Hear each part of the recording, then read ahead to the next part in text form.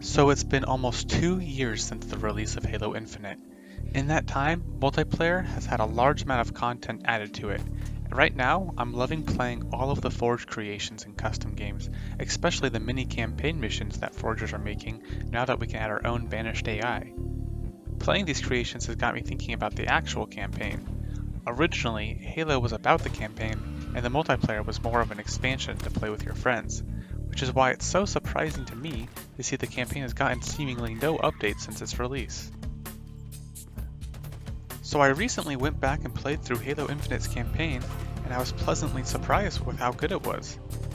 Many seem to consider this campaign to be mediocre or unmemorable, and seeing how there is really no standout moments in the story or any big twists, I understand these opinions.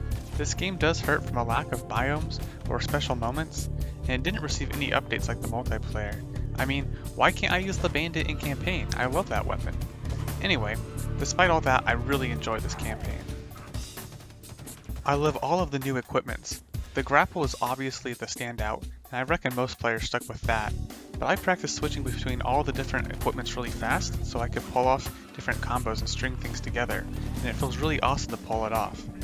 Upgrading the thruster to max gives you a short moment of invisibility that originally I thought was too short to be useful, but if you time it right, you can sneak up on an enemy to melee them, and then, when their buddy catches you, you can go behind a rock and turn invisible quickly, change the grapple and get out of there.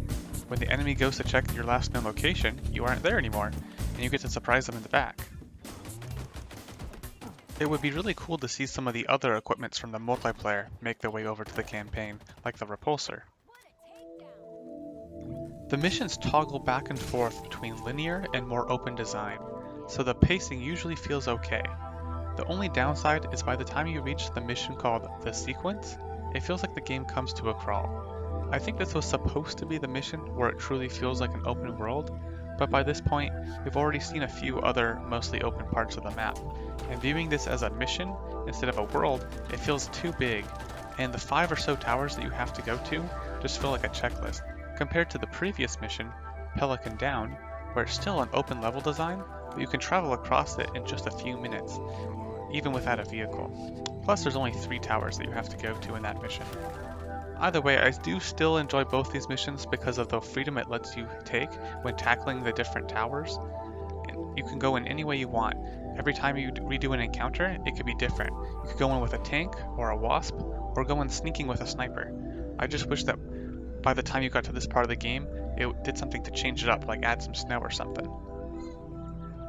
The design for the banished enemies is so good. I especially love the new look of the elites. They look like a blend of the Combat Evolved and Halo Reach elites, which are my 2 favorites in the series. Overall, the art style of this game is really good. 343 did a really good job taking their new banished enemies and making fun encounters with them. They're constantly making new combinations that once you get bored of, say, mowing down grunts, you'll get surprised with invisible spec occupants, or a drop pod will land in front of you with a brute chieftain. The AI is also more intelligent than they were in Halo 4 and 5, so they keep you on your toes, thinking of clever strategies to outplay them. There are a few things that could have been done to make the encounters even better though. In previous games, you may walk into a room where enemies are talking and not just standing there waiting for you. Or maybe you'd have to rescue Marines quickly before they are killed. In this game, you can rescue Marines, but they won't be attacked until you rescue them, so there's no urgency about it. Something that would be awesome is if you were on your way to an objective, and you just saw a scarab climb over the mountain you were headed at, and you had the chance to take it down. There are other boss fights in the game though, and personally I enjoyed all of them. When I talk about stuff I'd like to see added to the campaign, I say it out of excitement, not criticism. I love this game, and I just like to talk about all the things that could be done to make it even better. I think that with some extra time given to the campaign, and adding a few more things to the sandbox or to the enemies, you could really make this game a 10 out of 10 experience. Maybe in a later video I'd talk more about all the cool things I think could be added to Halo. Once again, not because I think that without these things the game is bad, it's just I have a lot of ideas in my mind right now of where the series could go, or just cool mechanics that could be added that have never been done before. So maybe I'll add that in a future video. Anyway, I'm not saying that this game is perfect, but it's really, really good. I love the campaign for Halo Infinite, and I'm excited to play it again.